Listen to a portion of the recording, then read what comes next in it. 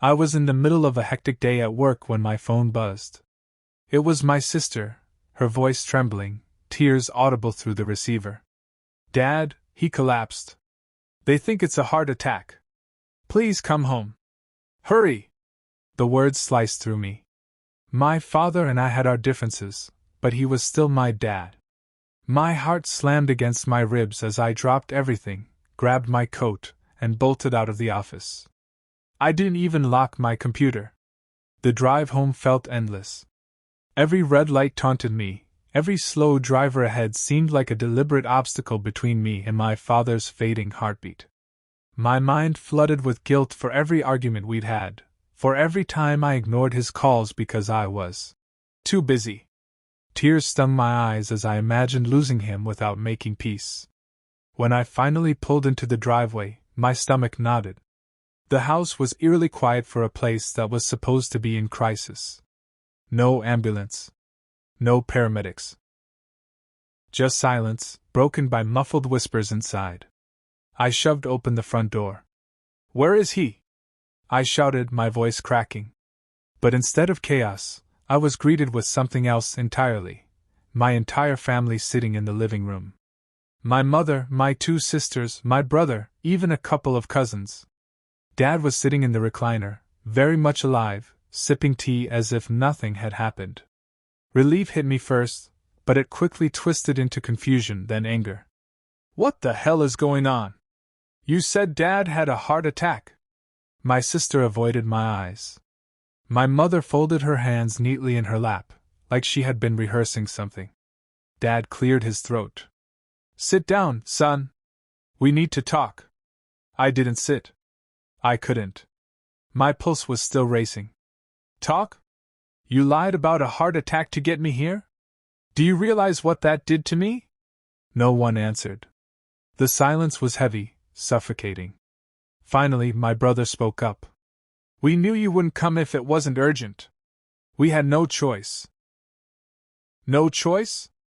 I laughed bitterly. "No choice but to fake Dad dying? What is this?" Then came the ambush. Dad set his teacup down and looked me dead in the eye. "We want you to sign over your share of the house." For a moment I thought I misheard. "What? The house?" he repeated, gesturing around. "Your name is still on part of the deed. Your siblings want to make renovations, maybe sell down the line. You don't even live here anymore, and you've always said you hate this place. It's only fair." My stomach dropped. This wasn't about Dad's health.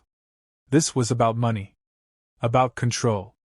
They had dragged me here under the cruelest pretense possible, all to corner me into giving up what was rightfully mine. I stared at each of them. My sister wouldn't meet my eyes. My brother sat rigid, jaw clenched.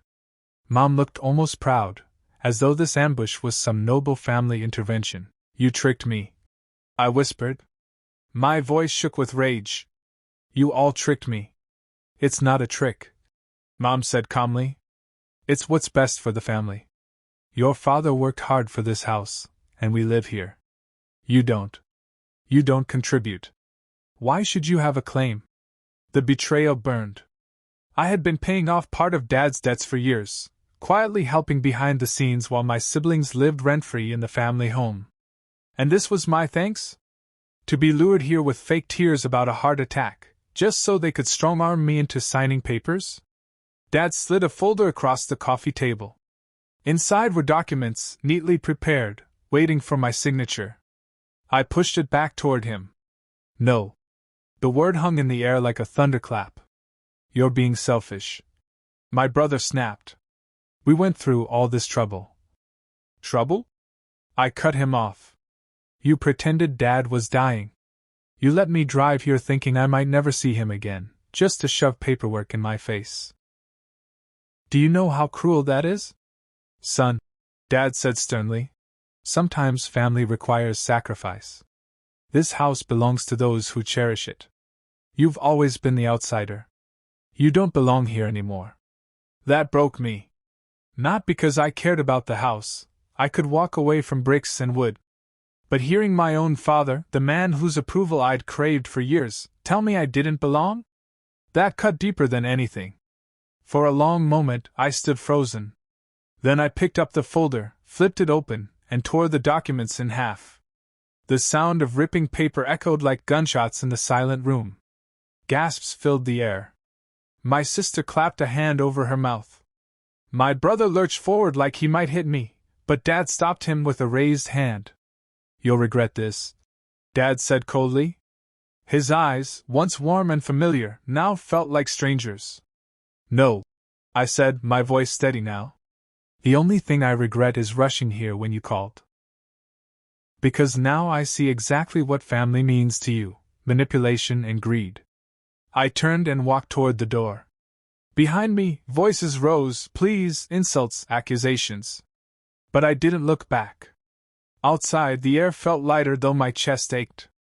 I got into my car and sat in silence, letting the betrayal sink in. I had lost my family in that moment. Not because I walked away, but because they had already pushed me out long ago. As I started the engine, my phone buzzed again. A message from my brother lit up the screen. "You'll pay for this. Don't think you can cut us out." I deleted it without replying. That night I went through my files. I still had proof of every payment I had made toward Dad's debts, every sacrifice I had covered to keep this family afloat. If they wanted a war over the house, I wasn't afraid. But more than that, I realized something freeing. I didn't need their approval anymore. They had shown me who they truly were. And I would never fall for their lies again. The house wasn't mine. Not really. But my dignity was, and that I refused to sign away.